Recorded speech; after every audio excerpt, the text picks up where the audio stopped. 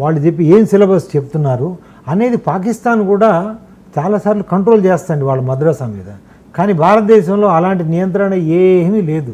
అది లేకపోగా మన ఆర్ఎస్ఎస్ బీజేపీ కానీ, లేకపోతే కాంగ్రెస్ కానీ, లేకపోతే మీరు యూపీఏ కానీ, అన్ని పార్టీలు అండి మద్రసాలని రికగ్నైజ్ చేస్తూ వాళ్ళకి డబ్బులు ఇచ్చి, వాళ్ళని ప్రోత్సహించి, వాళ్ళని ఈ తీవ్రవాదం ఏదైతే ఉందో దాన్ని పెంచి పోషిస్తుంది మన భారత ప్రభుత్వం.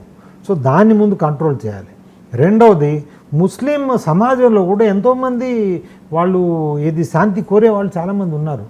ఆ నాయకులను మనం ప్రోత్సహించి వాళ్ళ ద్వారా ఎవరైతే తీవ్రవాద కార్యకలాపాలకి ప్రోత్సహిస్తున్నారో పిల్లల్ని, వాళ్ళని ఐడెంటిఫై చేసి అలాంటి మద్రసాలని, అలాంటి వాటిని నియంత్రణ చేయడానికి మనం ప్రయత్నించాలి. ఇది ఒక యజ్ఞంలాగా మొదలు పెట్టాలి. ప్రతి వార్డు, ప్రతి స్థాయి, ప్రతి డిపార్ట్మెంటు, ప్రతి ప్రభుత్వం, ప్రతి రాజకీయ పార్టీ, ప్రతి న్యూస్ పేపర్ కానీ, మీడియా హౌస్ కానీ ఇవన్నీ చేయాలి. ఎందుకంటే దేశం అనేది అందరిది.